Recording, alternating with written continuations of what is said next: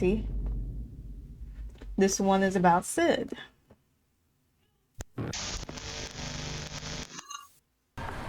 God fucking shit. Okay. Before any other thought than rage can make its way through Sid's clouded mind, he hurls his phone into the cobbled street by his feet. Too fast. I think. Wait. NSFW all fast. Blah, blah, blah, blah. Okay. Isn't it until the screen is already a cobweb, similarly furry into its cracks, shatters into warped LCD splinters? What the hell?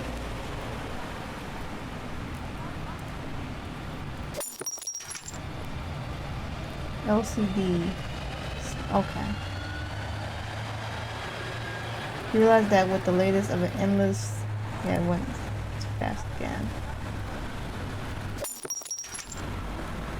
Okay. I don't know what that means. He realizes that with the latest of an endless string of rejection emails, there's no way he can afford to repair the phone. That is unfortunate. He stared at the mess. He wouldn't even know where to start salvaging it. Already, he's thinking about what's the most painful way to kill himself would be. If he's gonna do it, he might as well do it right. Damn. I always had a flair for the dramatic. It's just a phone. Jump in front of a train? I didn't have enough to get through the turnstile. Well, at least Owl will make the train side hustle as executioner short-lived. I told her I still don't have rent money. Owl keeps telling Sid that he doesn't have to worry about rent. He got enough on his plate to try to navigate the non-existent job market for a rat with nay but a high school diploma to his name.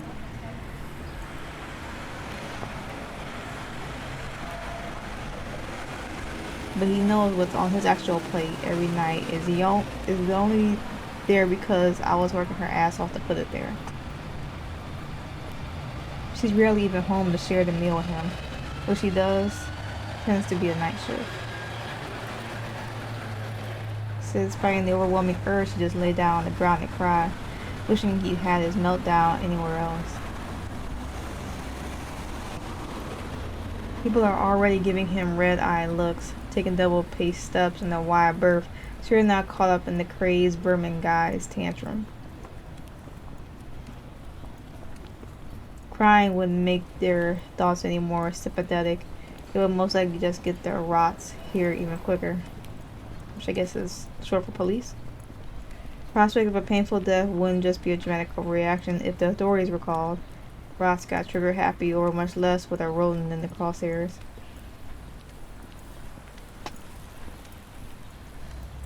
Damn, you sure did a number on that one.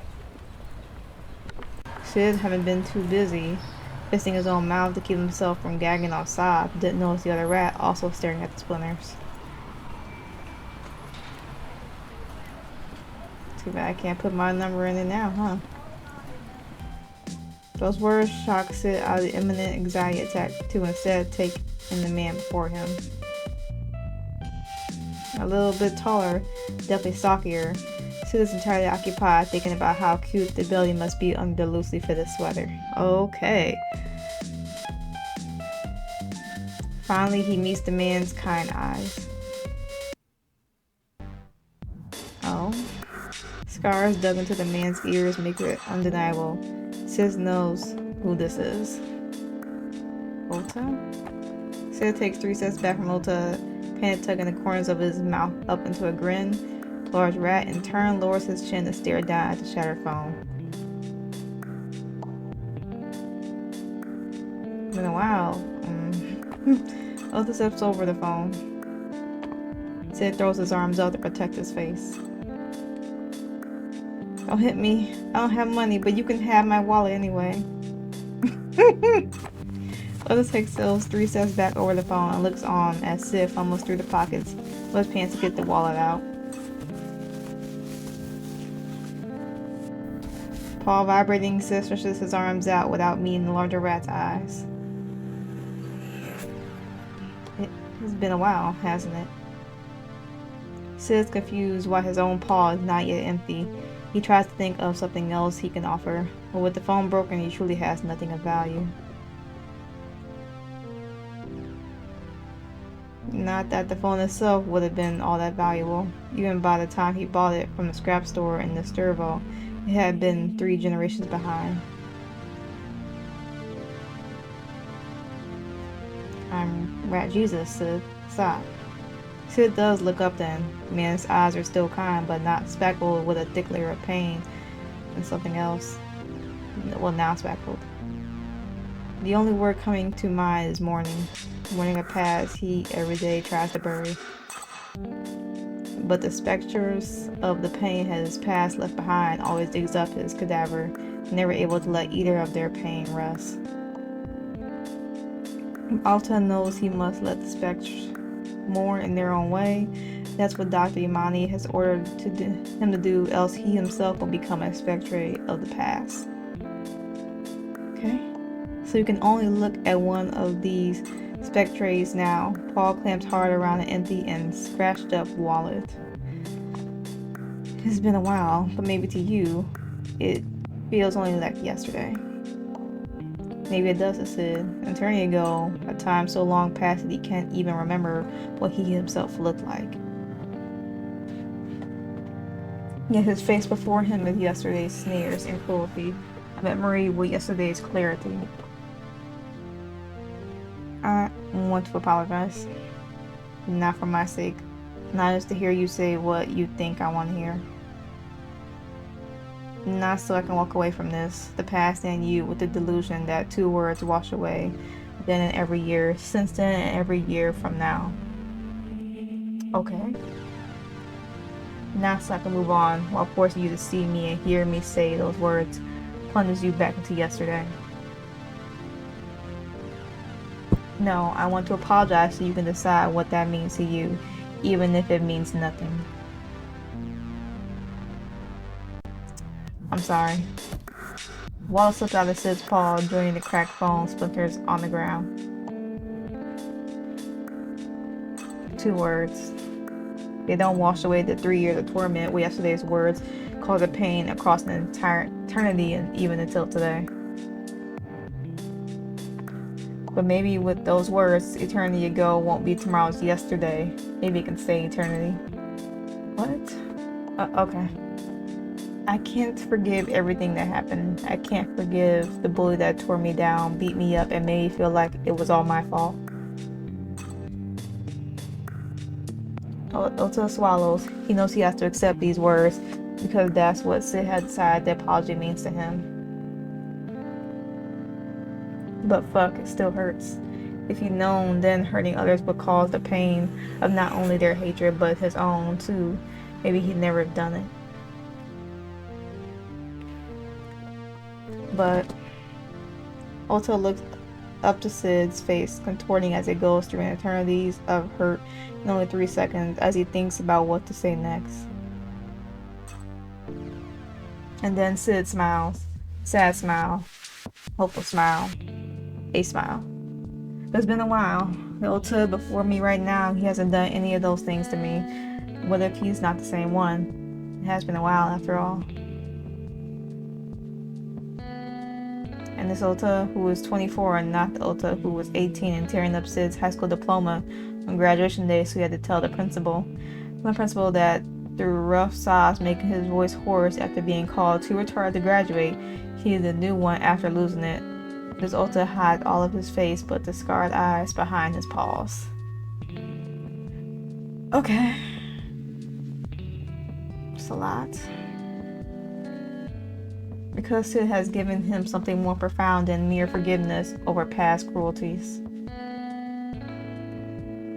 Sid has given him a chance to be more than a spectre of that cruel past. Sid, on the other paw, doesn't know what to think or feel about what he's seeing. Some part feels too good about seeing Ota cower behind his paws. Feels too good about seeing those tears. Feels too good about having the power to cause the tears. And some other part, the part he would much prefer to be, just fills his heart with empathy. He knows what feeling small and exposed is like. probably because of the man crying before him. And so he combines the two parts. They're two parts of the puzzle, incomplete without the other. Ota had this power, now he is small and exposed. Ota was always small and exposed. Wait.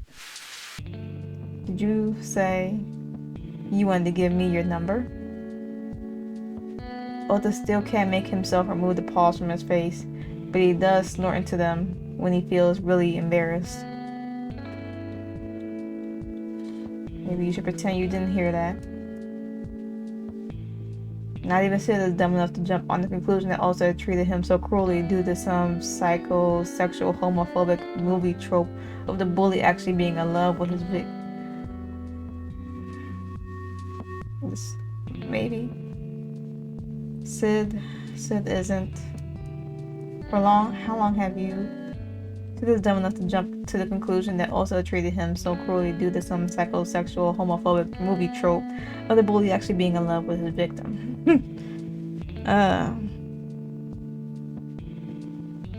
Ota spreads one of his paws just enough to see Sid's hopeful expression. Because Sid is dumb, maybe for a long time, I just couldn't understand what I felt back then. I know it's so awful, but do you think I might have treated you so bad because I made you feel things you thought were wrong and it was easier to blame, or like the only thing that made sense was to direct anger at yourself elsewhere? I sound like such a monster. No, that's not what I meant. Sid takes 3 steps forward and then 3 more steps forward until the only distance between them are broken shards on the ground. He hesitates but for a moment. Sid takes one of Ota's paws with his, pulling on it without force, but with much determination. Ota allows Sid to expose the vulnerability he tried to hide even now. It takes a few seconds for Sid to remember the words he was planning to speak. Ota's paw is so large, held in his own. Oh my god, no! It's apparently a lot for Sid to process. His eyes flicker up, shaking off the thoughts he was having about that paw holding him in other places. Ota doesn't comment on Sid's flustered cheeks being much more starved for mending words than mending touches. I was like, I'm gonna read the last part of that sentence. I mean, I understand, like, shitty and unfair things happen to you, and it's so much easier to hate the world for it. You want to punish something. Sid holds the kind eyes entirely enthralled by the golden glow, seeing vulnerability and shame without judgment. You're not, and you never were, a monster. Just a kid trapped in the prison of self-hatred, hurting anything in his struggle to breathe. Nosta breathes out, an unobstructed breath for the first time in an eternity. Thank you. They look down at their linked paws. Sid suddenly realizes they're out in public and lets go, instead of sweeping the paw through his hair to play off letting go. Well, my phone's still all smashed to bits. He chuckles indistinguishably from the one of a yelp. Sorry, I gotta seem like such a mess.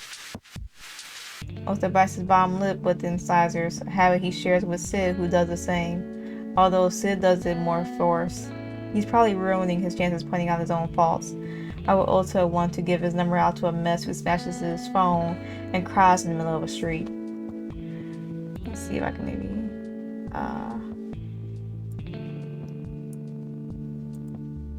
I happen to work at a repair store for tech and stuff.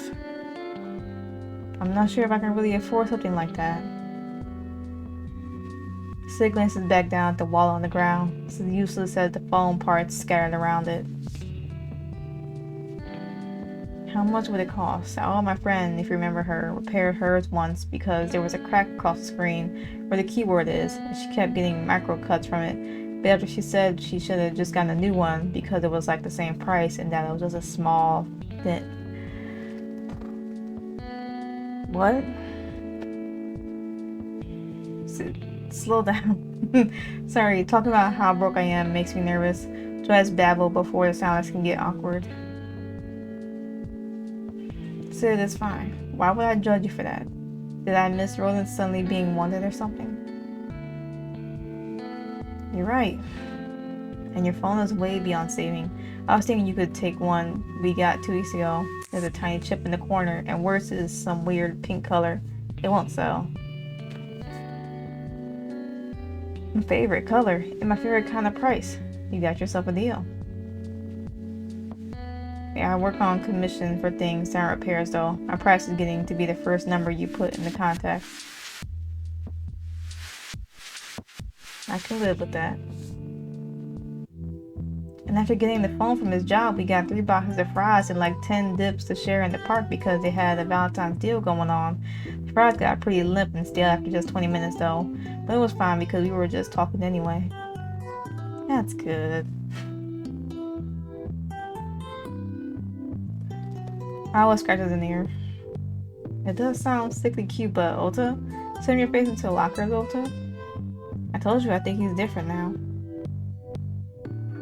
Blink twice if he strapped bombs all over your body. Can't you just be happy for me? I was fucking there, Sid. It's a bit difficult to forget wiping your face clean from tears and blood. She's valid, though. You want me to pretend I was wiping ketchup on after your limp fried Valentine's date?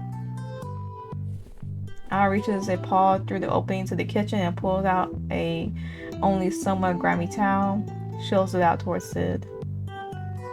You got a ketchup stain on your chin. Unless you walk past some lockers. Want me to wipe it for you?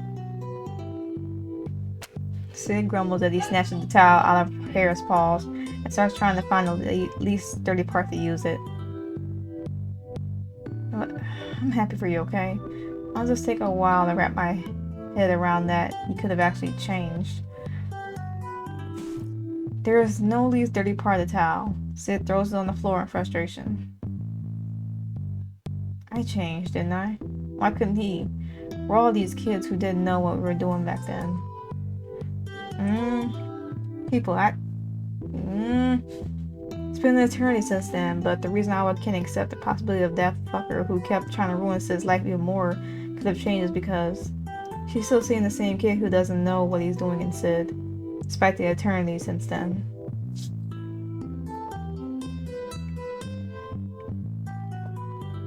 Will she have to wipe his face clean from tears and blood forever? But he's not a kid.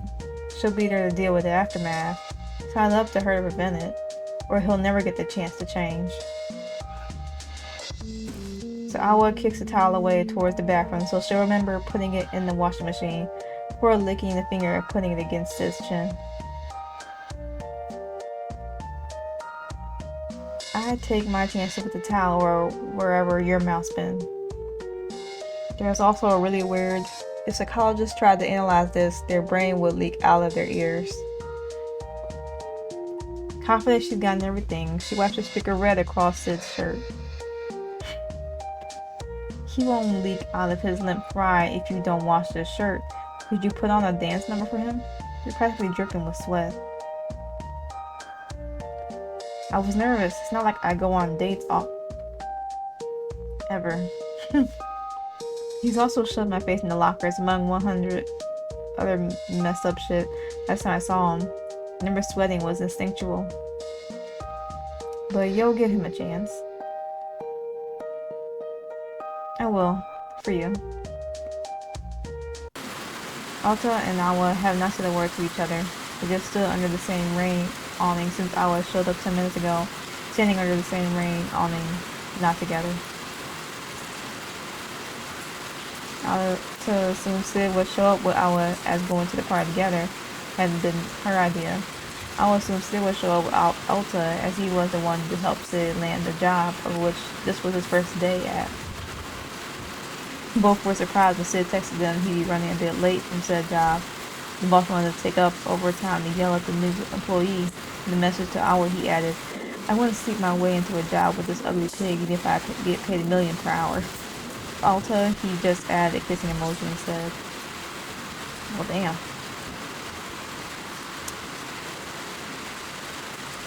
Ulta vaguely remembers the hair from an eternity ago. She always seemed to have been Sid's only friend. They've been close since a week after the small rat transferred in from Ulta can remember. He hadn't cared enough to listen to whatever the teacher said while introducing the new frail-looking student. Well, it's time we all get to know each other. She remembered the golden eye flickering around the room, beaming floodlights searching for a way to escape. He only remembered the feeling of his own disgust. So you're really Ulta. Her stare is too intense. It's like she's wearing a mask over her face that won't let her blink, so Ulta looks away. I told Sid that I will give you a chance, which I will, but... He has to look at her. It's a compulsion. Hooks in his flesh pulling his eyes to her. But if you fuck with him, I will... destroy your balls. By slamming them between the locker door repeatedly. You'll be pissed blood the rest of your life. The rest of your extremely short life, because I will slaughter you. Okay. Or slamming your head between the locker door. Head and balls. Repeatedly. Okay.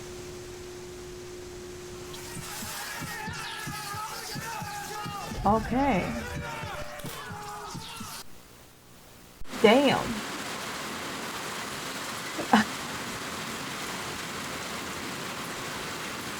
Oh, wow. That was crazy. Not that I don't appreciate you helping me get the job. Don't worry, I don't actually know the guy who runs the place. He's just an acquaintance of my own boss. I'm sure he's as much of an asshole as you're saying. You don't know, well, you know. Sid didn't catch whatever Owl whispered in their breath, but the vibe here is more uncomfortable than the corner store he just jogged away from. So, when does this party start? An hour ago at this point. I was gonna fast we're late, but now we're just late. Is it even worth going in then? Or is it like packing up by now? You're acting like you were held captive the whole night. It's around 7. I knew you'd be locked inside your room, watching ballet, dancing ballet, or jerking off at this hour. Parties seem to go late into the night. She looks for a retort, but those are pretty much the activities populating the list of what he's doing. Instead of banging his own head against the wall, looking for a job, and begging, not being figurative.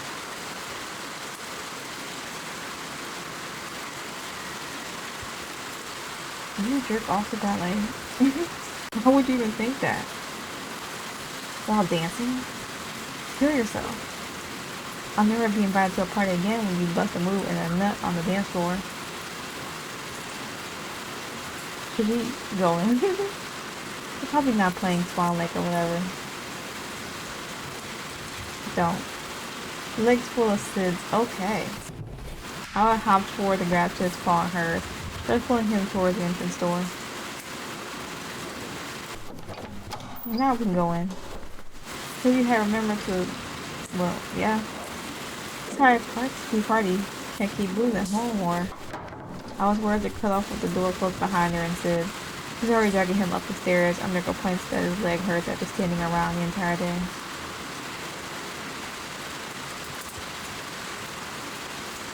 Also knows he'll never win or gain our forgiveness like he did Sid's.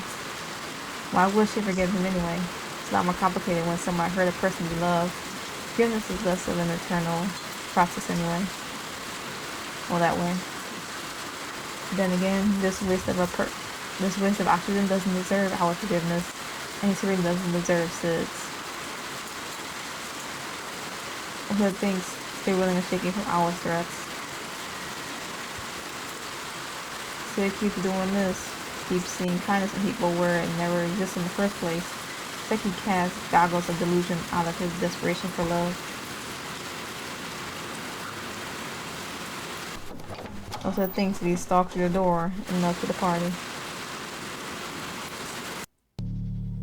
It's one of those house parties spawning out of collective boredom. A Wednesday where most people here are well aware that they have jobs in the morning. They just like to ignore this fact. You only live once.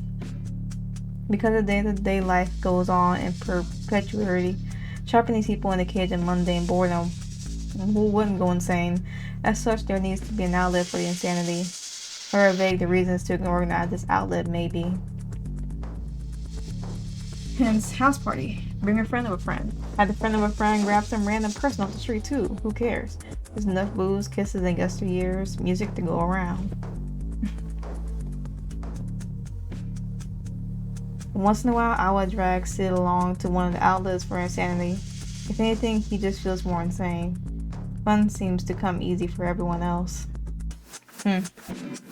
Yes, Sid believes he must be cursed.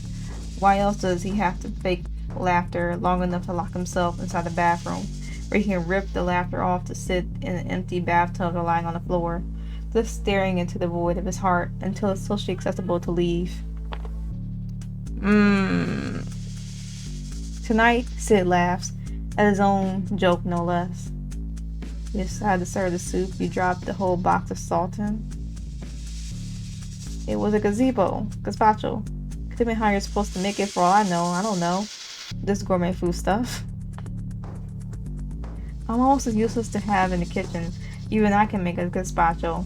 Really just throw shit in the blender and cool. You'll need to go to chef college? Well, I went to chef college or whatever. That's why I knew throwing the salt in the blender is how you do it. You said it could have been how you're supposed to make it for all you know 5 seconds ago. For all I know, key part, means I know all about it. For I know all. You start getting okay. We haven't. Okay. You're going out for like 3 weeks. I thought you wanted the 10 dip Ultas. It was okay. She's just teasing you. Ulta bites his cheek but decides not to say anything about it. He deserves more than being teased. Not that it's any of your business, but we just want them to take things slow. There's no need to rush. It was Ulta's idea, right? What after you begged him to stuff you would limp fries in the park? Aside from being puzzled over not just fucking at the first opportunity that presents itself, Owl's convictions and their judgment of Ulta is wavering ever so slightly. If he hadn't changed at least a little bit, it wouldn't make much sense for him to not just take what he wants.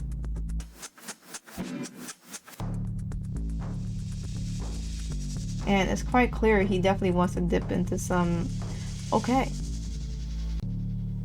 Nice. 2 pets before the wedding, who for some reason are waiting until marriage. Okay. She makes an irk noise muffled by the loud beat of the music. One ambiguously positive thought about the guy doesn't mean she's thrilled delivering the blushing bride into his clutches. Well, if you two won't be dancing a naked duet on the dance floor, I'll go look for the host. No idea what her name is, but I want to dip some into that. You don't know her? Weren't you invited? Yeah, but Zaga, the host, is her sister's ex. Girlfriend's.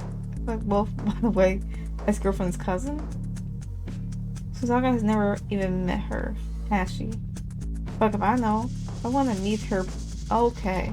Yeah, you have my blessing to go get whatever hypothetical brain cells you may have left reeled out of your skull. Yeah, go ahead.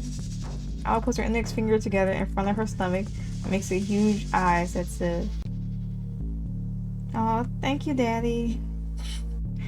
Well, she breaks your damn vocal cords so you can never say that again. Oda steps over to her dresser the host had dragged out of her bedroom and serves a table for drinks. Top drawer has been emptied out of underwear to make room for beers and bottles of carbonated vodka-based drinks. Well, that's ingenuity. Raph takes out a beer from the entirely untouched 12-pack. All teens at this party are queer who would rather drink water from a polluted city river. Okay. You want one? This brand is kind of shitty, but it's cheap and strong, so it's what I usually get. I don't think I should drink. I'd rather be pissed in the mouth than have beer. Okay. I'll go on a limb and assume that's a continuation of your interesting jokes and I preview what I have looking forward to. No, it means I'm judging you for drinking something that's worse than piss. Also turns back and expects the top drawer instead. Claws clapping against glass as he lists off the wide assortment on offer. 3 different vodkas, all empty. A coconutty rum? Wouldn't that just be too sweet? There's actually another vodka here that's mint flavored. You think that would be a nice alternative to brushing your teeth? It's from Europe. Where our parents are from. But I've never tried it. I don't know. Maybe he missed what I said or forgot it when I immediately started to talk about drinking piss for some stupid fucking reason. Sid thinks. He's not sure if he will mention the apprehension about alcohol again now that Ulta is getting into finding something nicer for him to drink.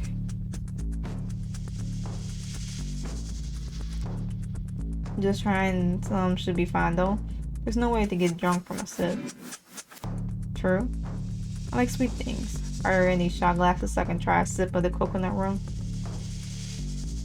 I don't want to say I'm judging your choice in drinks, but you did pretty much call me a piss drinker. The shot glass is filled up to the brim. It's even a wide and tall one. Here you go.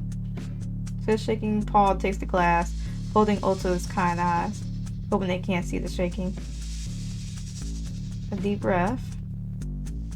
Okay. Shot glass slammed to the can of beer, spilling some out that is sure to stick to both of their fur. Sid sweeps the glass. Sid misses the toilet and spews out his insides over his paw, sure to stick to his fur. Already? Damn. The sign makes him spew out some more, once again missing the toilet. It goes on the floor on the other side of the rim this time. Sid's head knocked into the porcelain when the door shakes with a rapid strikes. His first instinct is to sharpen his eyes through the haze of sickly sweet coconut, making sure that he at least managed to lock the door.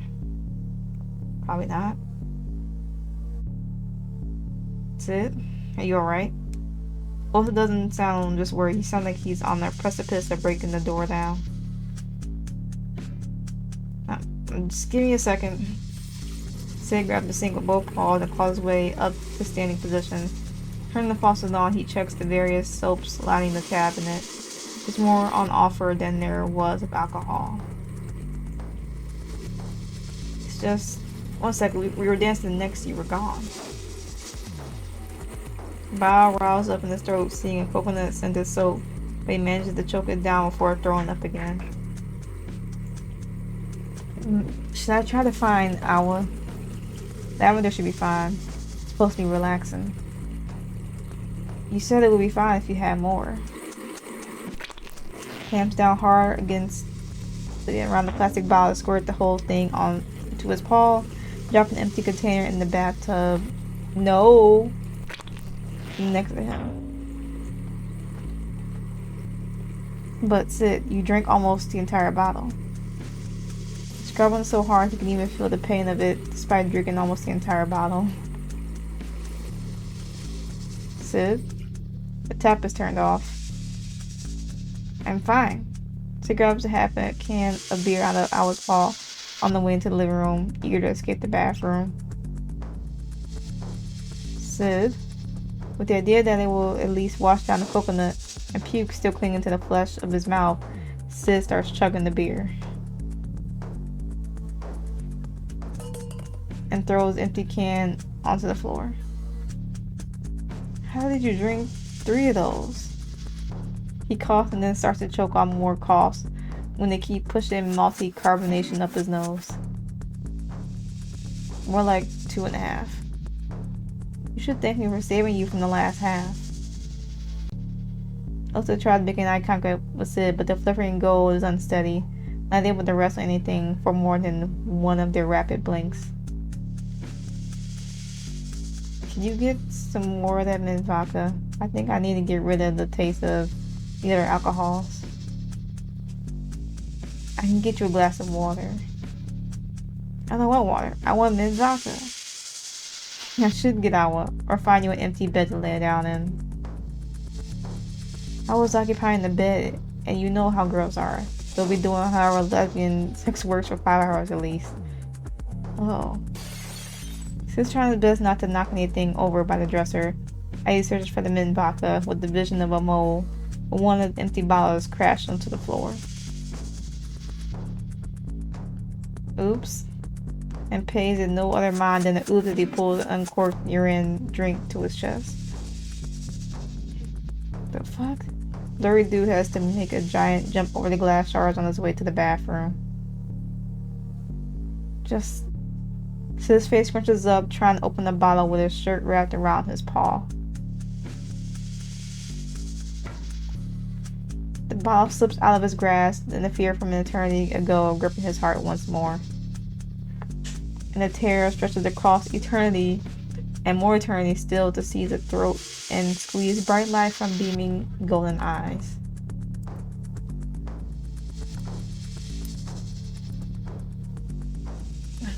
I wouldn't... You're still terrified of me? Oda picks up the only slightly cracked bottle from the floor and puts it back onto the dresser. His eyes, glow completely gone, twitch every time Ota moves as much as a muscle. Let's sit down on the sofa, please.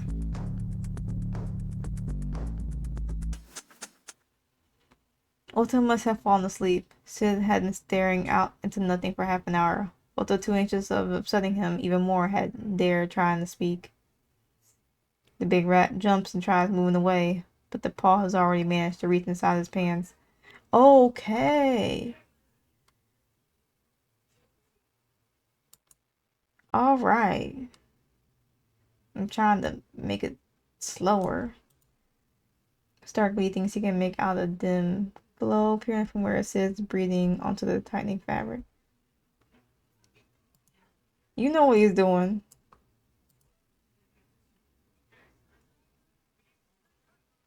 He will pass on the floor and chairs.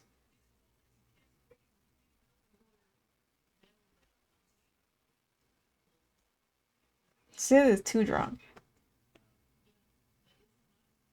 Yes, and should not do that. He's too drunk.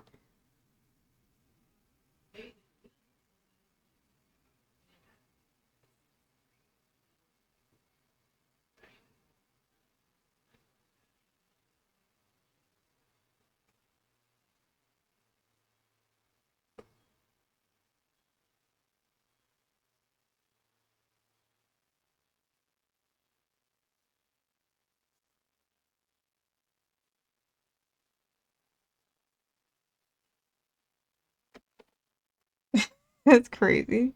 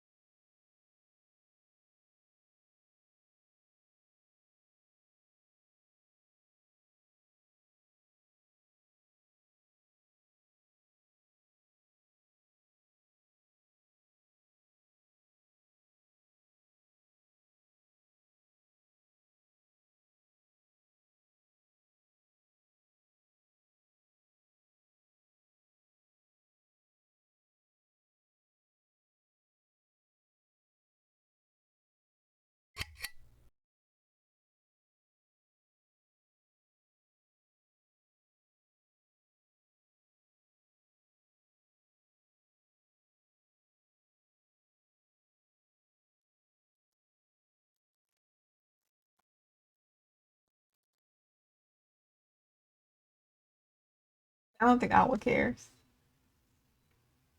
There's like 500 people in the room. That's crazy. Sid lost track of time. In fact, the boredom is melting his brain so severely it gives an error message asks what day of the week it is.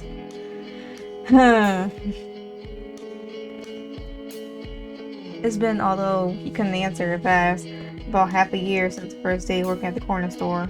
193 days, of which 113 were actual work days, as his only works 4 days of the week most of the time. Again, that he could answer this if asked.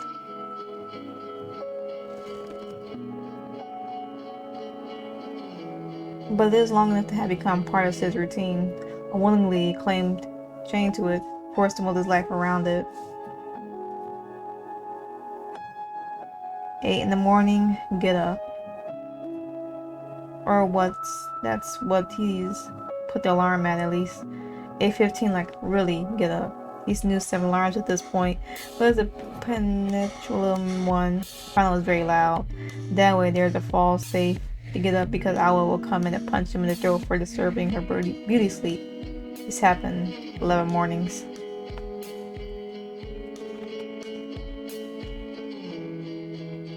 Scroff down the pack of noodles that took 4 minutes to make. That's what Awa begged him to do. It's just 4 minutes. Eating so early makes him nauseated, so he doesn't.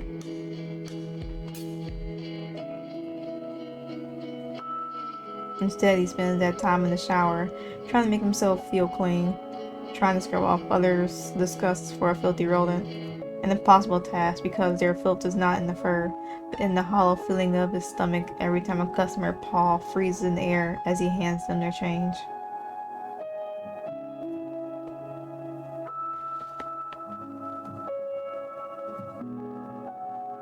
It's in his throat, choking the life out of him when some of these customers tell him to keep the change. A bribe. The price to be paid for staying the hell away from whatever disease the rat must be carrying.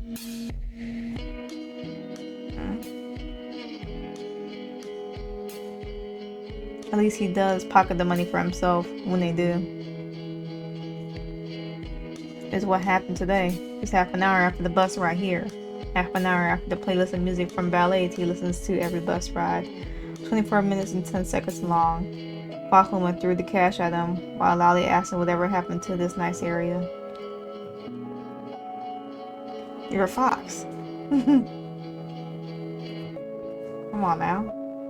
Behind her, the fox small kid tasted the frosting of the cupcakes at the small baking section with 1 lick each. Sid opted not say anything and let the woman deal with the consequences of being too busy being an asshole and knows her child eating 3-week-old frosting. No one bought anything from the baking section, so his boss told him to let shit sit there until it smelled so the store looked well stocked.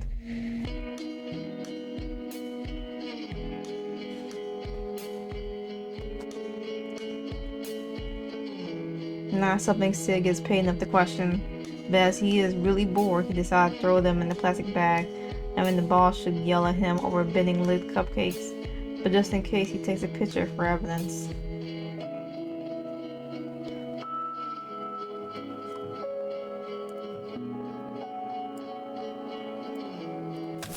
Lobbing the first across the room into the open bag on the floor, Sid grunts as he imagines the trash bag to be that fox woman. Yeah, sorry for ruining your whole fucking day by existing. My bad. In his mind, the second cupcake is partially splattery as it slams into an eye frosting first. Hope your eye gets affected, either from the frosting being rotten or because your rotten, stupid fucking brat licked it, so it's double rotten. For the 3rd time, he has said, imagine the trash bag to be the rotten, stupid fucking brat, and it goes into the brat's mouth. Oh. I'll teach you to not play with your food. Brat chokes and dies when the 4th cupcake blocks the airways. Bachman also dies from an eye infection and stored right along with her rotten brat because the bacteria works really quickly like that. It's flushing the bacteria. Okay. Sid is just about to throw a cupcake at the dead woman when the bell above the door gives out this grating noise. He just about managed to shut his brain down in time to not continue throwing motion as he sees who it is coming in.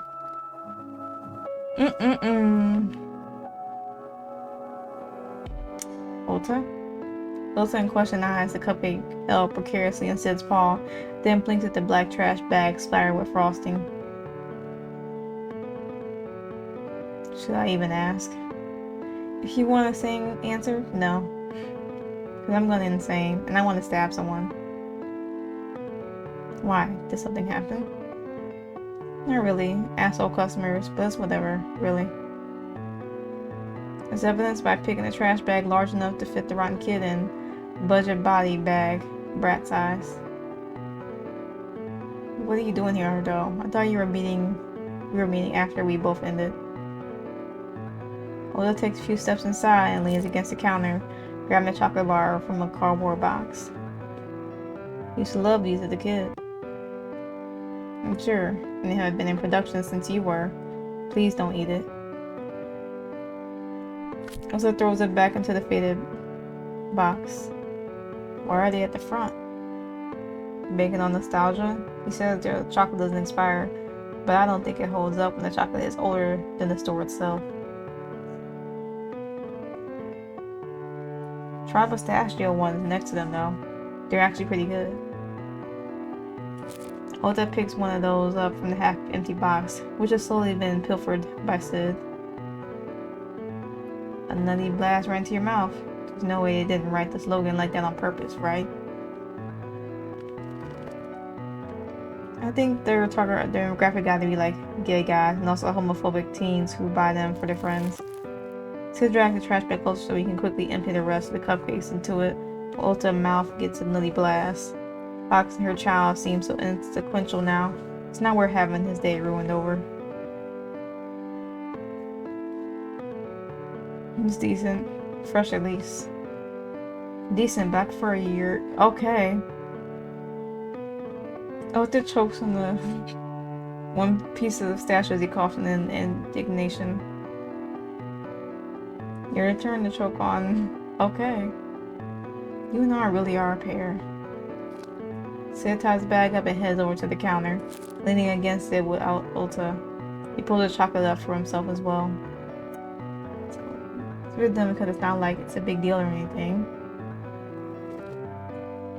But I got promotion, I guess you would call it. That's awesome.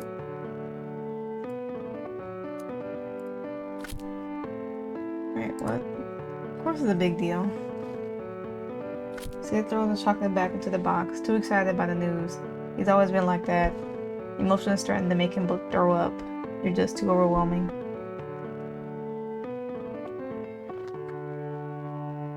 Look at you, moving on up in the world. I'm really happy for you, even if it's just a small thing. We're gonna be doing something different, or is it they paid more with a fancier title promotion? He looks down with a frown as he finishes his bar of chocolate. I'll be moving locations, not like moving away, just to another store. I don't mind working in Strevo, but you know, I also don't mind a nice area.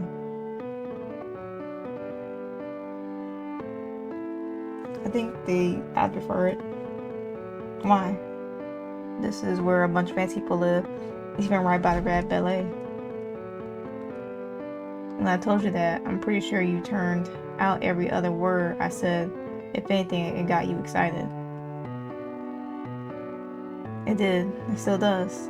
Every time Sid looks out the window, when he looks at the massive ballet theater on the other side of the plaza, red neon lights flashing in his heart.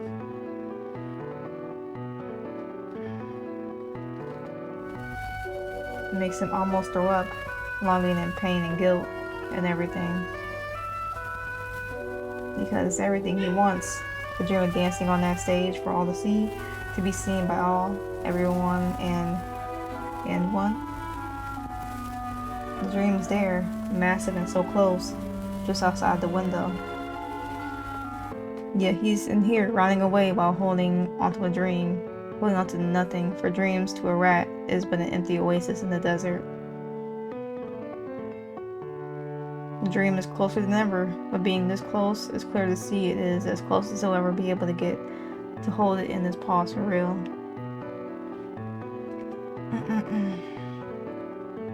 Well, his people are apparently assholes. If you'll be working outside the Strebel, be prepared to be treated like shovel trash. It's where they'd rather you be. Sorry, you're right, maybe I shouldn't. What? No, I didn't mean to say you shouldn't take the offer. But I'm fine with Strebel. Is it really worth being treated like shit? Having to suck it up because that's how we get to be bored in Strebel trash? Sid looks out the window. A cloud obscures the sun for but a moment. Without his reflection in the glass, he can look across the eternity between himself and the dream. He can look past the other side of the window. On the other side of the rehearsal room window, they dance upon his dream with pointy shoes already wearing down, despite the early hour, pretty graceful and alive.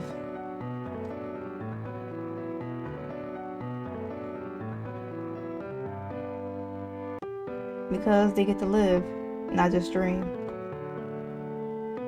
Do you have a dream? A dream? Yeah, something you wish for, I guess. Sid, I already have you. Why would I want anything else? I don't know what to say now. I just want to try to talk you into taking an offer because maybe it will help you get closer to whatever you dream of. If you want me to do it, then I will. We have to move on from the past. Do something good for ourselves, don't you think? So he realized that there is a dream, and what Ulta said, a dream to become a better person than what he used to be, leave that hurt kid behind himself. Being a functional member of the society is part of that, surely. Yeah. Working on the job that chokes the life out of you is what functional members of society do, surely. So he should take the job outside the struggle, smiling at asshole customers who choke the life out of him. It's the price you pay for promotion. Promotion is becoming a bit more functional than for society, surely.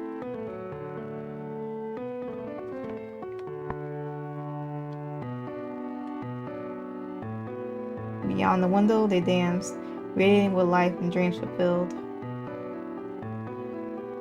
But that's beyond the window.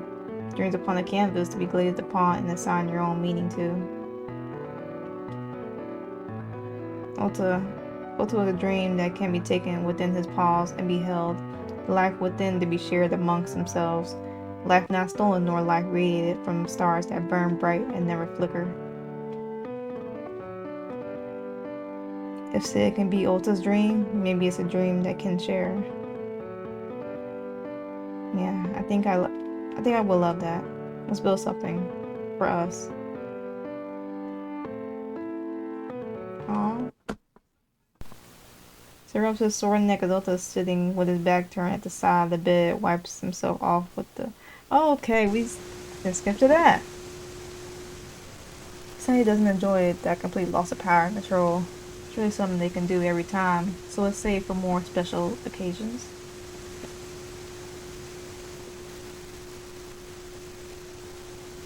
Today was one of those special occasions. It's been a full year, 365 days since they first met. An anniversary of smashing the old into 1,000 pieces and building something new.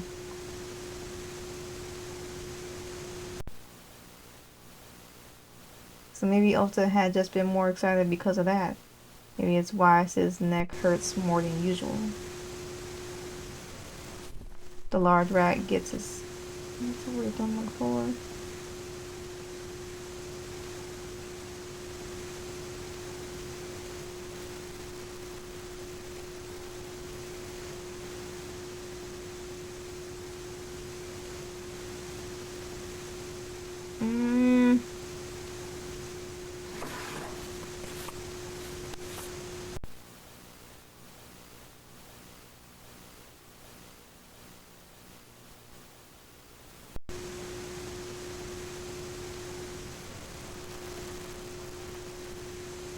Yeah.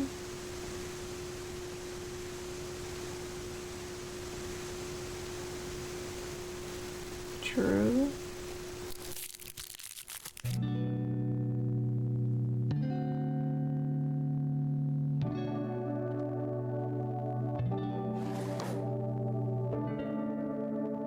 me as a gift for him. That's cute. So I wasn't really sure what to get you as a gift, but because when I asked what you wished for, you said you already had me, so there wasn't anything else you could ever want. Which made me so fucking happy. No one's ever said that to me before. It's the happiest I ever been, but not the happiest I ever have been. That's every second I get to spend with you.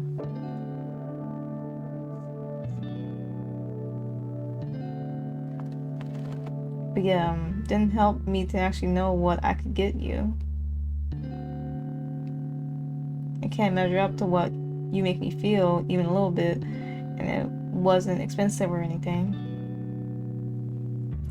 Working at the store sure ain't glitzy, but at least I can feel like less of a burden on having a job. Okay, I'll stop stalling and just show you. Zay pulls his paws out with a quick motion that holds the CD case. Alta can see the cover. It's that metal band from Euro you love. You said you had all their albums except for this one.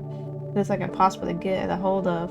Something about their debut flopping so hard, the record label demolished all the unsold ones out of shame. And the unsold were like almost all of them.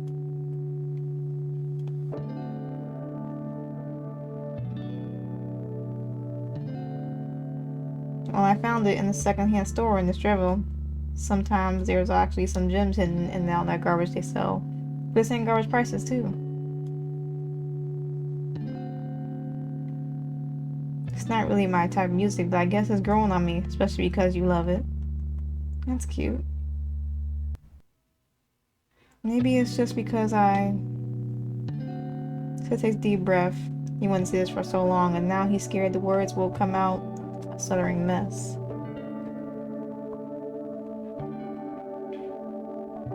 Maybe it's because I... Aww. Why does he look like that, though? Oh?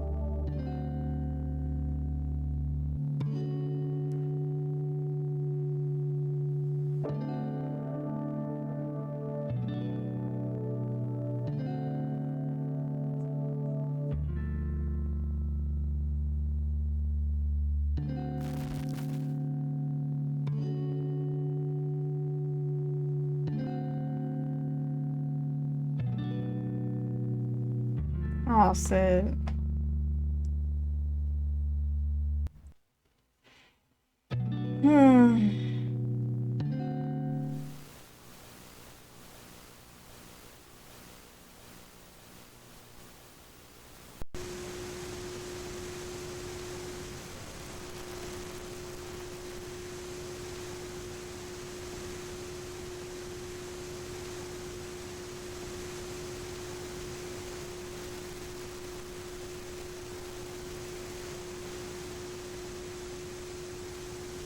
Every day.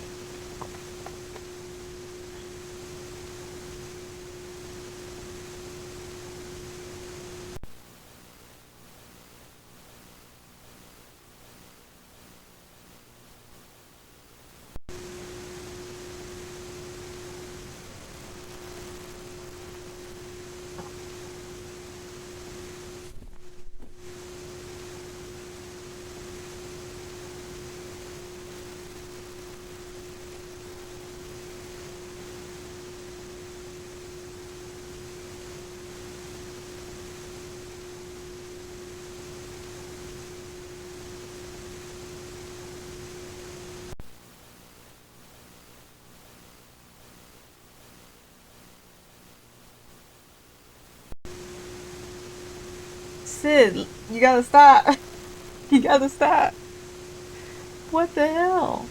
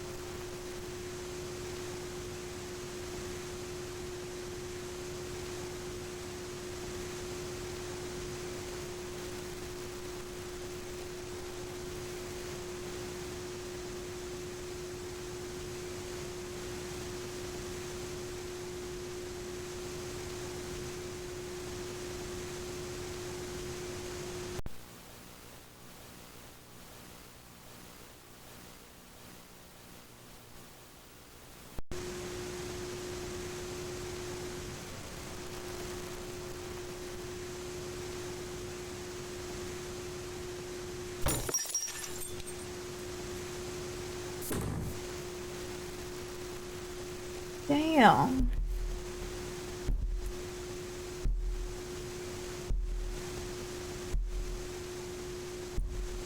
That's shitty. That is shitty. That is so shitty.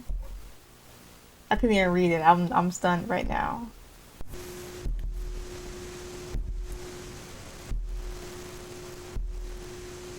Mm-mm-mm. After the gift too, you couldn't.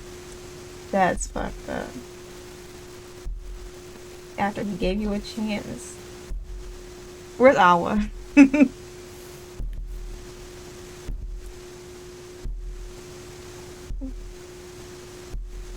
Mm-mm-mm. He's trapped in there in his room and realizes everything sucks like it always has and always will. Spectre choking on morning screeches. Mm-mm. Where's Awa?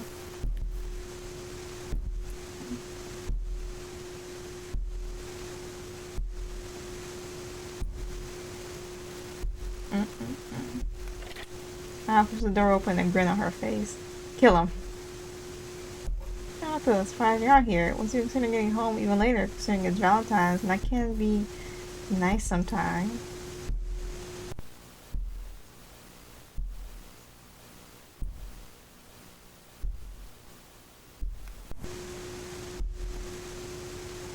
I raised yourself to beat the absolute fucking. What?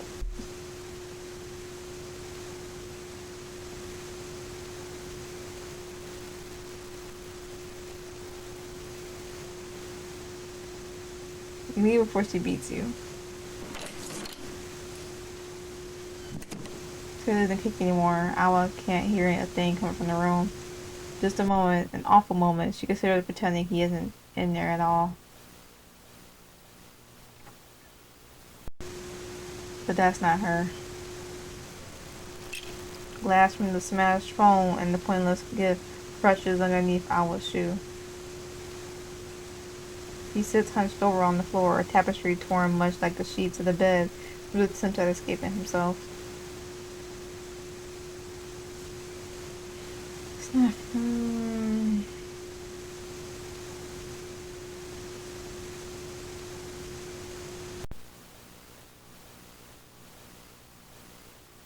That's not what this is about. This isn't about. I'm just gonna let it play out.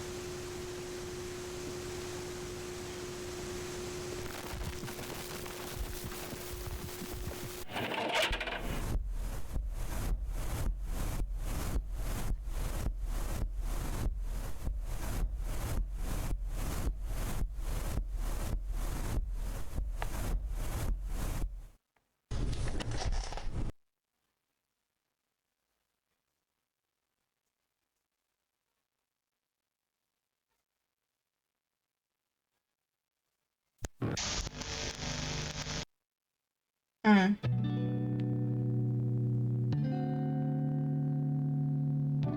It's giving some clarity to the story, though. I guess that's why he had to go for Sid to really not settle for mediocrity.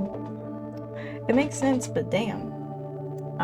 But yeah, that was Red Ballet Eternity. This one also, I believe, is a standalone.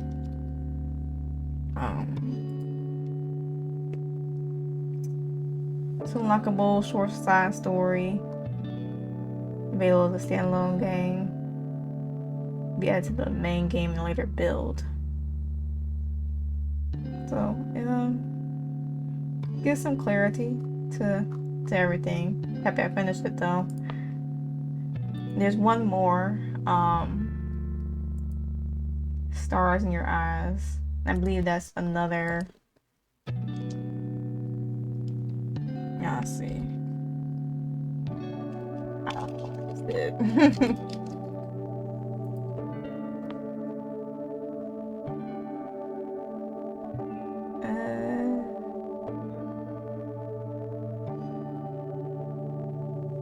Yeah, it's another standalone. We'll get to that one too, but yeah, that was a lot. So hopefully y'all enjoyed, I guess, the story. If you didn't, oh well, but I did. So that being said, I end it here. So hopefully y'all had a good day, good yesterday, and better tomorrow, and I will catch y'all in the next video.